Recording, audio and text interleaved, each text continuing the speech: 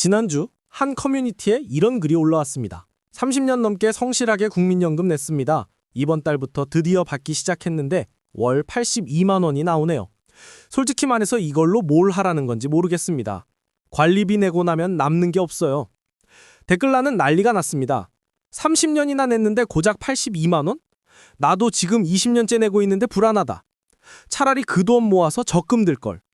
이런 반응들이 줄을 이었죠. 그런데 더 충격적인 댓글이 하나 달렸습니다. 82만 원이라도 받으세요. 우리 세대는 그것도 못 받을 수 있습니다. 이 댓글을 쓴 사람은 30대 직장인이었습니다. 여러분, 이게 대체 무슨 소리일까요? 지금 열심히 내고 있는 국민연금, 정말 나중에 못 받는 걸까요? 걱정되시죠? 그럼 먼저 냉정하게 국민연금의 구조를 뜯어보겠습니다. 지금 은퇴하신 노인분들이 받고 있는 연금, 그 돈은 어디서 났을까요? 그분들이 젊어서 낸 돈을 불려서 주는 걸까요? 일부는 맞지만 본질적으로는 지금 열심히 일하고 있는 2030, 4050 세대가 내고 있는 보험료에서 상당 부분 지급되고 있습니다. 이것을 전문 용어로 세대 간 이전 방식이라고 부르죠. 뒷사람이 낸 돈으로 앞사람에게 지급하는 구조입니다. 물론 이 시스템 자체가 문제는 아닙니다. 전 세계 대부분의 공적연금이 이런 방식으로 운영되니까요. 중요한 건 이 구조가 작동하려면 한 가지 전제 조건이 반드시 필요하다는 겁니다. 바로 뒷사람이 계속 들어올 것이라는 가정이죠. 그런데 바로 이 지점에서 대한민국의 국민연금은 치명적인 오류를 마주하고 있습니다. 1988년 국민연금이 처음 대한민국에 도입됐을 때를 상상해 보세요. 서울 올림픽이 열리고 경제는 매년 10%씩 미친 듯이 성장하던 시절이었습니다. 은행 금리는 15%를 넘나들었고 길거리에는 아이들이 넘쳐났습니다. 그때 설계자들은 이렇게 생각했을 겁니다. 대한민국 인구는 계속 늘어날 거야. 경제는 계속 성장할 거고 우리의 자녀들이 자라서 보험료를 내면 우리 노후를 책임지는 건 일도 아닐 거야. 그때의 계산은 틀리지 않았습니다. 그 당시의 대한민국에서는요. 하지만 지금 2025년의 대한민국은 어떤가요? 상황이 완전히 아주 완벽하게 뒤집혔습니다. 인구는 줄어들고 있고 경제 성장은 둔화됐으며 금리는 과거와 비교할 수 없을 만큼 낮아졌습니다. 1988년의 설계도면을 2025년의 땅 위에 그대로 짓고 있는 셈입니다. 당연히 건물이 기울 수밖에 없죠. 가장 쉬운 비유를 하나 들어보겠습니다. 국민연금을 거대한 댐 혹은 저수지라고 생각해 보세요. 우리는 매달 이 저수지에 물을 채워 넣습니다. 이게 보험료 수입입니다. 그리고 은퇴한 분들은 이 저수지에서 물을 퍼갑니다. 이게 연금 지급이죠. 과거에는 물을 붓는 사람이 물을 퍼가는 사람보다 압도적으로 많았습니다. 그러니 저수지에 물이 찰랑찰랑 넘쳐 흘렀죠. 2024년 말 기준 기금 적립금 2123조 원. 세계 3대 연기금이라는 타이틀이 바로 여기서 나왔습니다. 돈이 너무 많이 쌓여서 어디다 투자해야 할지 고민하던 행복한 시절이었습니다. 그런데 지금 어떤 일이 벌어지고 있습니까? 물을 붓는 사람들의 줄은 점점 짧아지는데 물을 퍼가겠다고 줄을 선 사람들은 기하급수적으로 늘어나고 있습니다. 베이비붐 세대, 즉 1955년부터 1963년생 분들이 본격적으로 은퇴 시장에 쏟아져 들어오고 있습니다. 이분들은 대한민국 역사상 가장 인구가 많은 세대입니다. 이제 저수지의 수문이 활짝 열리는 겁니다. 반면에 저수지로 물을 길어올 젊은이들은 어떤가요? 2024년 합계 출산율이 0.75명으로 9년 만에 소폭 반등하고는 있지만 여전히 전 세계에서 가장 낮은 수준입니다.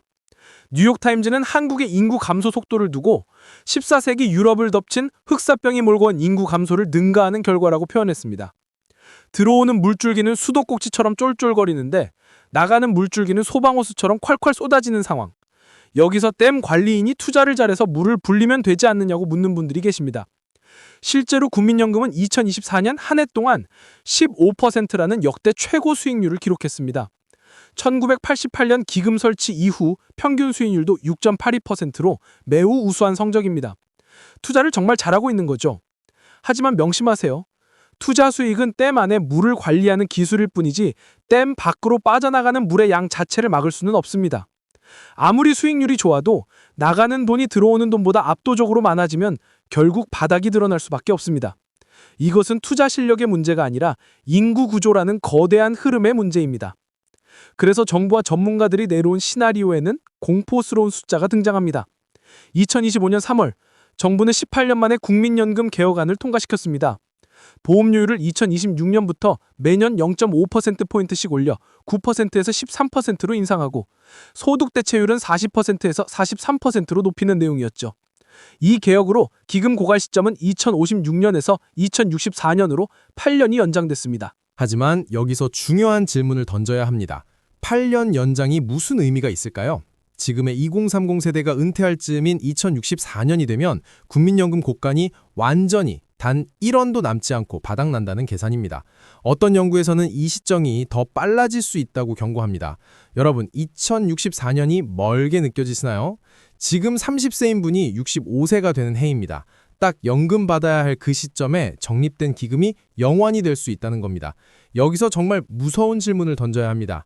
기금이 영원이 되면 연금을 못 받는 건가? 정부는 아니다. 국가가 지급을 보장하니까 받을 수 있다라고 말합니다. 실제로 이번 개혁안에는 국가 지급 보장 조항이 명문화됐죠.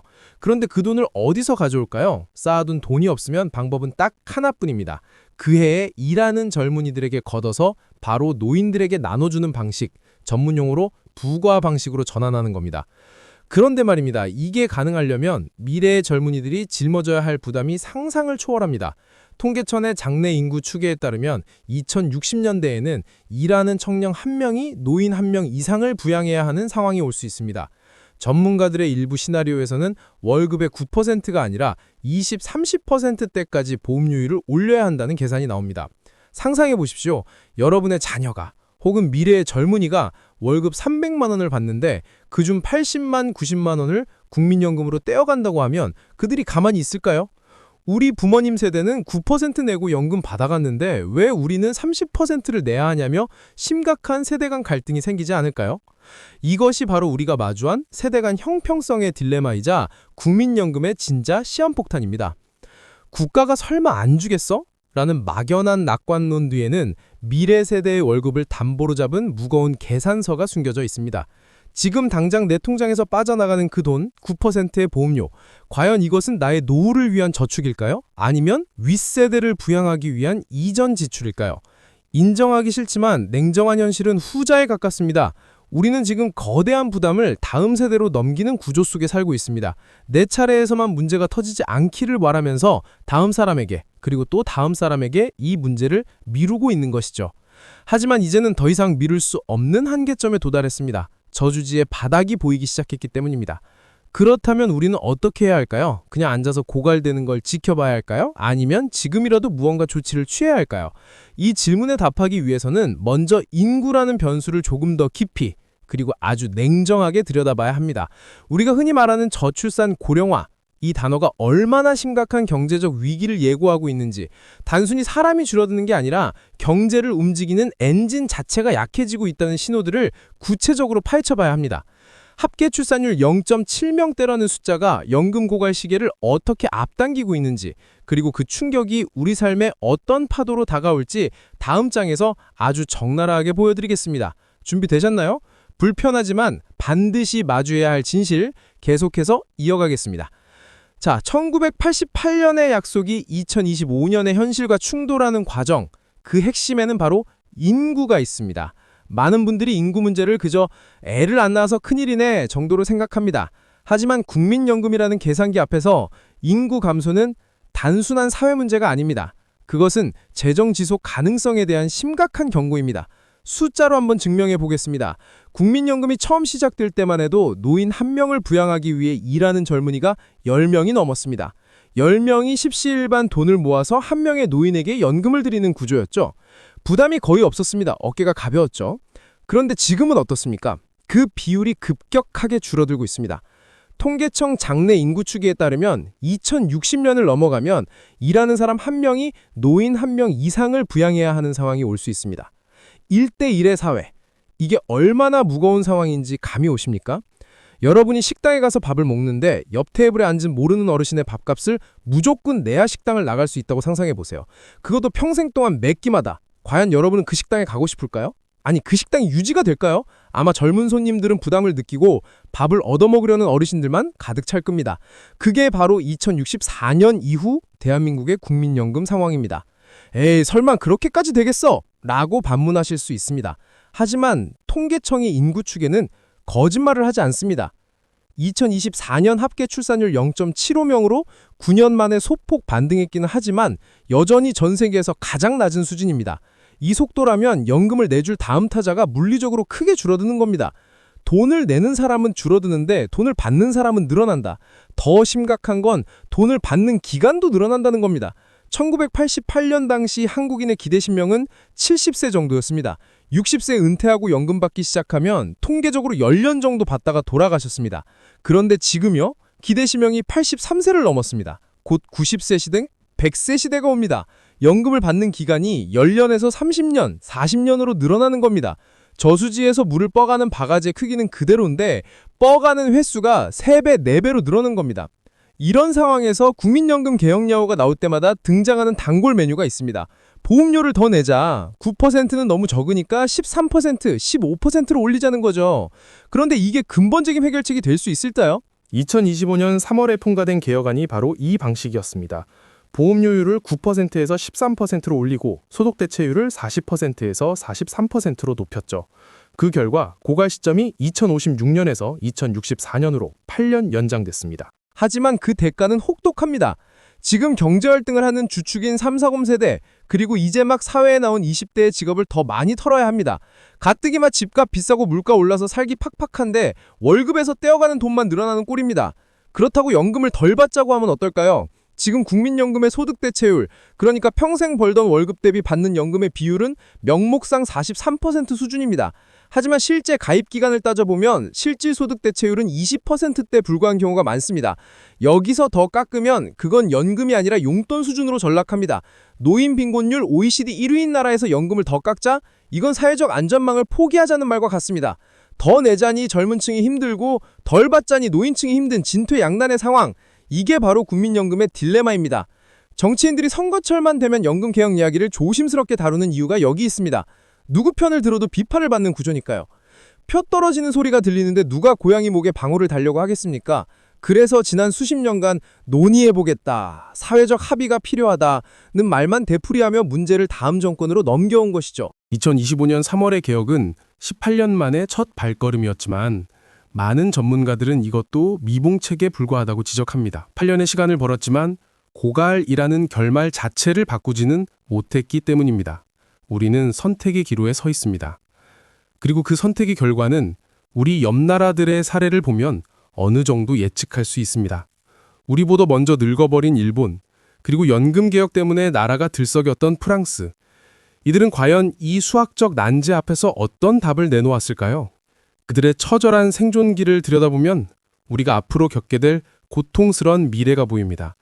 단순히 옆나라 이야기네 하고 넘길 게 아닙니다. 이건 곧 우리 집 안방까지 들이닥칠 예고편이니까요. 자, 여기서 많은 분들이 마지막 희망처럼 붙잡는 동아줄이 하나 있습니다.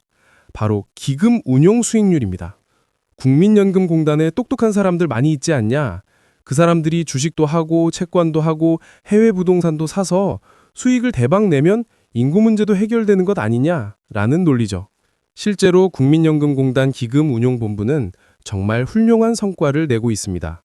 2024년 한 해 동안 15%라는 역대 최고 수익률을 기록했고 1988년 이후 평균 수익률도 6.82%로 세계 최고 수준입니다. 해외 주식 34%, 해외 채권 17%, 대체 투자 17% 등 자산별로도 탁월한 성과를 거뒀죠. 2024년 말 기준 적립금은 1,213조 원을 돌파했습니다. 정말 대단한 성과입니다. 하지만 여기에는 한계가 있습니다. 국민연금 적립금은 너무 거대합니다. 이게 무슨 뜻이냐면 여러분이 주식 100만 원어치를 사고 파는 것과는 차원이 다르다는 겁니다. 개미 투자자는 삼성전자가 오를 것 같으면 잽싸게 사고 떨어질 것 같으면 1초 만에 팔고 도망갈 수 있습니다. 치고 빠지기가 되죠. 그런데 1,200조 원이 넘는 거대 자금은 욕조 안에서 몸을 쉽게 돌릴 수가 없습니다. 국민연금이 국내 주식을 팔겠다고 마음먹는 순간 그 매도 물량 자체가 시장에 영향을 줄 수 있습니다. 그래서 국민연금은 수익률을 높이겠답시고 공격적인 단타 매매를 할 수가 없습니다. 무거울 수밖에 없고 신중할 수밖에 없습니다. 더 냉정한 수학적 팩트를 말씀드릴까요? 재정계산위원회의 시뮬레이션에 따르면 국민연금이 기적적으로 수익률을 현재 4.5%에서 5.5%로 1%포인트 더 올린다고 해도 고갈 시점은 고작 6, 7년 정도 늦춰질 뿐입니다. 2064년에 고갈될 게 2071년에 고갈되는 거죠. 물론 7년도 큽니다. 하지만 고갈이라는 결말 자체를 바꾸지는 못합니다. 수익률은 진통제일 뿐 인구 구조라는 근본 문제를 제거하는 수술이 아니라는 뜻입니다. 결국 돈을 굴려서 해결하겠다는 건 희망사항일 뿐이고 우리는 고통스럽지만 현실적인 선택을 해야만 합니다. 우리보다 앞서 이 문제를 마주했던 나라들은 어떻게 했을까요? 지금부터 펼쳐질 이야기는 글로벌 연금 전쟁입니다. 남의 나라 불구경이 아닙니다. 우리에게 곧 닥칠 현실의 예고편입니다. 가장 먼저 비행기를 타고 프랑스로 가보겠습니다. 기억하실 겁니다. 에펠탑 앞 쓰레기 더미가 불타고 수백만 명이 거리로 쏟아져 나와 시위를 벌이던 그 뉴스요. 그 대규모 시위라 벌어진 이유가 무엇입니까? 마크롱 대통령이 연금 수급 개시 연령을 62세에서 64세로 딱 2년 늦추겠다고 했기 때문입니다. 한국인 입장에서 보면 좀 의아합니다. 우리는 65세부터 받는데 62세면 엄청 빨리 받는 거 아니야? 겨우 2년 더 일하라는 건데 왜 그렇게 격렬하게 반대하지? 라고 생각할 수 있습니다. 하지만 프랑스 사람들에게 연금은 신성한 권리입니다. 젊은 시절 뼈 빠지게 일해서 세금 냈으니 은퇴 후에는 국가가 품위 있는 노후를 책임지라는 사회적 계약이 확고한 나라죠. 그런데 마크롱 대통령은 왜 지지율이 떨어질 걸 알면서도 밀어붙였을까요? 답은 간단합니다. 장부를 봤기 때문입니다. 프랑스 역시 저출산과 고령화로 인해 현행 시스템을 유지하면 수년 내에 적자가 눈덩이처럼 불어나 나라 살림이 어려워질 게 뻔했거든요. 비판은 내가 받겠다. 하지만 미래 세대에게 빚을 넘겨줄 순 없다. 이것이 프랑스식 충격요법이었습니다. 결국 대규모 시위에도 불구하고 개혁안은 통과됐습니다. 싫어도 더 일해서 늦게 받아라. 이것이 첫 번째 시나리오입니다. 그렇다면 우리와 가장 비슷한, 아니 우리보다 먼저 늙어버린 일본은 어떨까요? 일본은 프랑스처럼 화려하게 싸우지 않았습니다. 대신 아주 교묘하고 조용한 방법을 택했습니다. 2004년에 도입한 거시경제 슬라이드라는 제도입니다.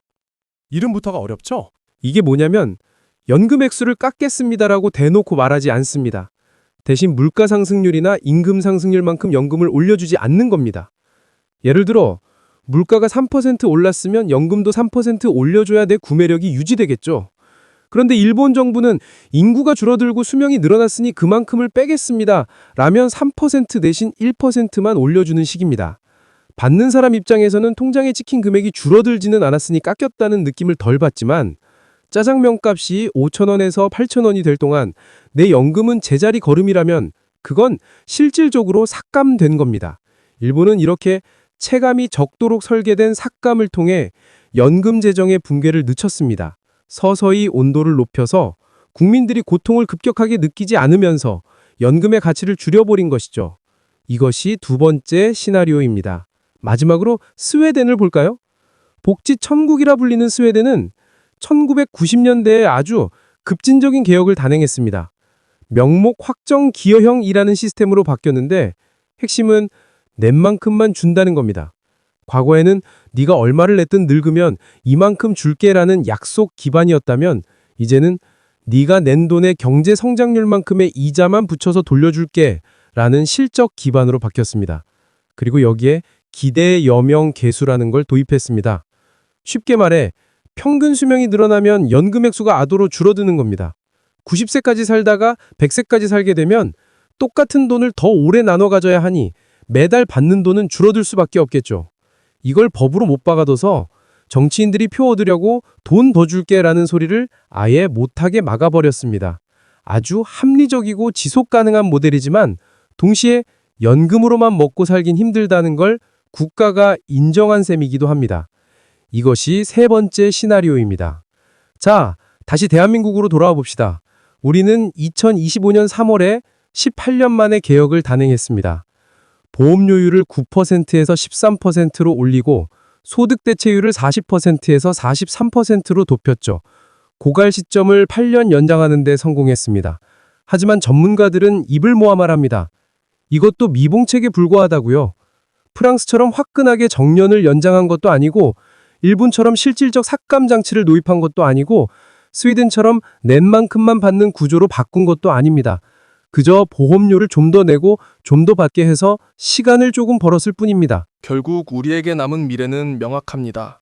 프랑스처럼 더 오래 일해서 늦게 받거나 일본처럼 실질적으로 덜 받거나 아니면 지금 젊은 세대가 월급의 20, 30%를 보험료로 내거나 이 셋 중 하나 혹은 이 셋을 섞은 복합적 방식이 될 가능성이 매우 높습니다. 이것이 제가 국가만 믿지 말라고 말씀드리는 이유입니다.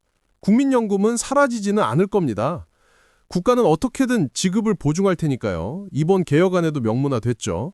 하지만 여러분이 상상하는 풍요로운 노후를 보장해주는 든든한 연금은 2064년 이후의 대한민국에는 존재하지 않을 가능성이 높습니다. 국민연금은 그저 쌀값 정도 보태주는 보조금 수준으로 역할이 축소될 수 있습니다. 그렇다면 우리는 이 예정된 미래 앞에서 무엇을 준비해야 할까요? 단순히 절망만 하고 있기에는 우리의 남은 생이 너무 깁니다. 각자 도생의 시대, 국가가 온전히 책임져 주지 않는 나를 지키기 위한 개인의 생존 전략은 무엇이 있을까요? 지금까지의 이야기를 종합하면 결론은 하나로 모입니다. 2064년 혹은 그보다 조금 더 이른 시점에 국민연금 기금은 바닥을 드러낼 가능성이 높고 그때부터는 그에 걷어서 그에 나눠주는 방식으로 바뀔 수 있습니다. 그리고 인구 구조상 내야 할 사람은 적고 받아야 할 사람은 많기 때문에 여러분이 받게 될 연금의 실질 가치는 지금 기대하는 것보다 훨씬 낮아질 가능성이 큽니다. 용돈 수준이 되거나 쌀값 정도 보태주는 수준이 될 거라는 게 많은 전문가들의 냉정한 분석입니다. 그렇다면 이제 우리는 어떻게 해야 할까요? 정부 비판만 하고 있을 수는 없습니다. 비판한다고 내 통장에 돈이 꽂히지는 않으니까요. 이제는 각자 도생의 시대입니다. 국가가 나의 노후를 온전히 책임져 주지 않는다는 사실을 인정하고 스스로 생존 전략을 짜야 합니다. 여기서 등장하는 개념이 바로 연금의 3층 석탑 구조입니다. 1층은 지금까지 이야기한 국민연금입니다. 이건 무너지지 않게 지키되 큰 기대는 하지 않는 기초 식량 정도로 생각해야 합니다. 진짜 승부처는 2층과 3층에 있습니다. 2층은 바로 퇴직연금입니다. 직장인이라면 퇴직금 다들 있으시죠? 예전에는 퇴직할 때 목돈으로 받아서 치킨집 차리거나 빚 갚는 데 썼습니다. 하지만 이제는 그러면 안 된다고 전문가들은 경고합니다. 이 돈을 깨서 쓰는 순간 노후의 보루 하나가 무너지는 겁니다. 퇴직연금을 일시금이 아니라 연금 형태로 길게 나눠받도록 설계해야 합니다. 정부가 디폴트 옵션 같은 제도를 도입해서 퇴직연금 수익률을 높이려고 노력하는 이유도 여기에 있습니다. 국민연금만으로는 답이 없다는 걸 정부도 알기 때문에 기업이 보장하는 퇴직연금이라도 튼튼하게 만들려는 겁니다. 그리고 가장 중요한 3층, 바로 개인연금입니다. 연금저축이나 IRP 같은 상품들 들어보셨을 겁니다. 연말정산 때 세금 혜택 준다고 가입하신 분들 많을 텐데요. 여러분, 정부가 왜 여기에 세금 혜택을 줄까요? 국가가 돈이 많아서 여러분에게 보너스를 주는 게 아닙니다. 이 메시지를 읽어야 합니다. 국가는 지금 이렇게 말하고 있는 겁니다. 미안하지만 국민연금만으로는 당신의 노후를 책임질 수 없습니다. 그러니 세금 깎아줄 테니까 제발 알아서 준비하세요. 이건 국가가 보내는 신호입니다. 세액공제 혜택은 단순한 용돈벌이가 아니라 국가가 보장하지 못하는 영역을 개인이 채우라는 강력한 유인책인 겁니다. 그런데 많은 분들이 이 개인연금을 그저 은행 예금처럼 방치해둡니다. 물가 상승률도 못 따라가는 이율에 돈을 묶어두고 있죠. 여기서 반드시 기억해야 할 경제학의 적이 등장합니다. 바로 인플레이션입니다. 2025년에 100만 원과 2064년에 100만 원은 완전히 다른 돈입니다. 짜장면 값이 1990년에 1,500원에서 지금 8,000원이 된 것처럼 화폐 가치는 끊임없이 녹아내립니다. 여러분이 노후자금으로 10억 원을 모았다고 해도 40년 뒤 그 돈의 가치가 지금의 3억 원 수준이라면 어떨까요? 안전하다고 믿었던 현금 보유가 사실은 가장 위험한 선택일 수 있습니다.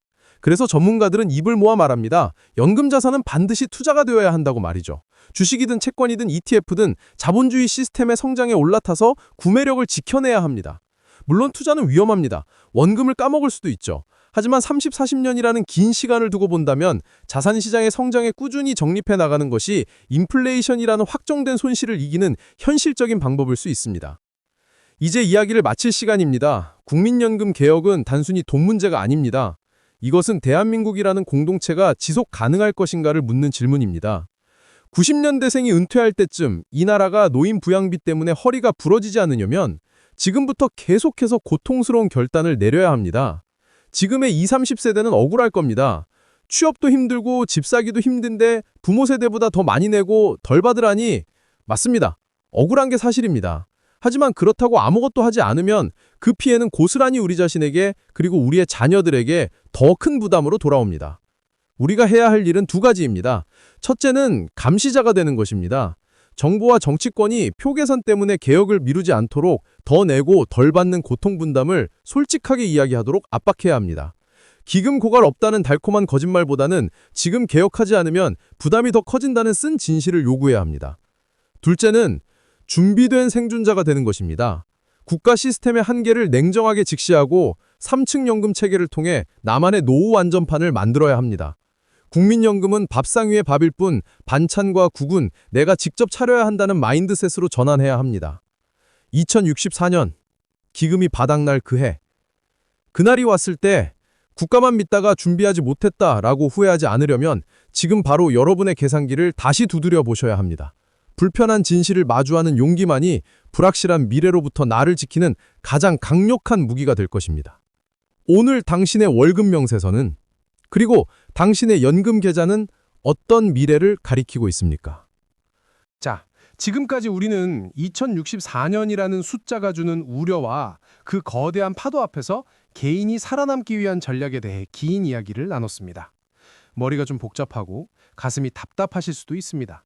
하지만 걱정만 하고 영상을 끄면 바뀌는 건 아무것도 없습니다.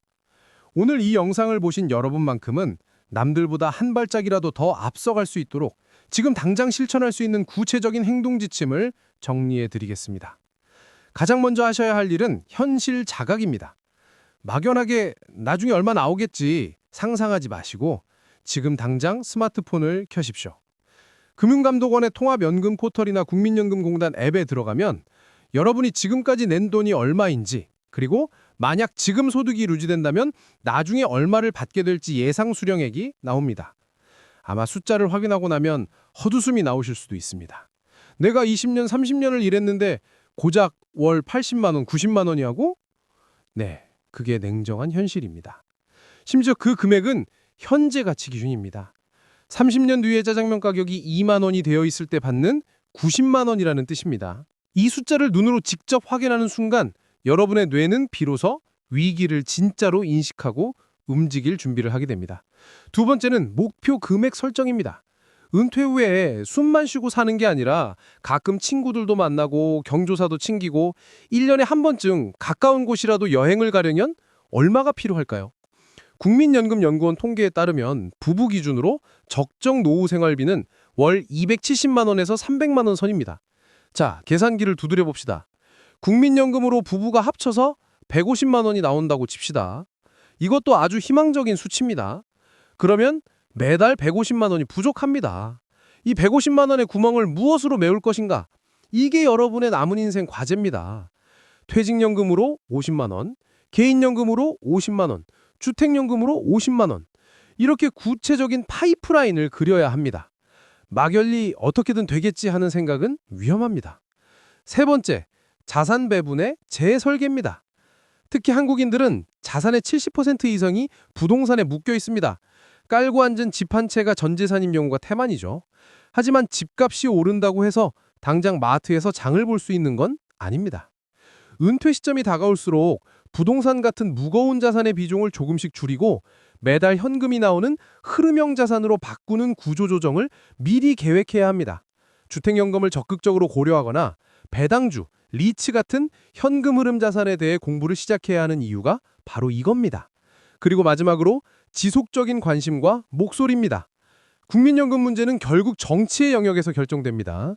우리가 무관심하면 정치인들은 표가 되는 쪽으로, 그러니까 당장 비판받지 않는 미봉책만 내놓을 겁니다.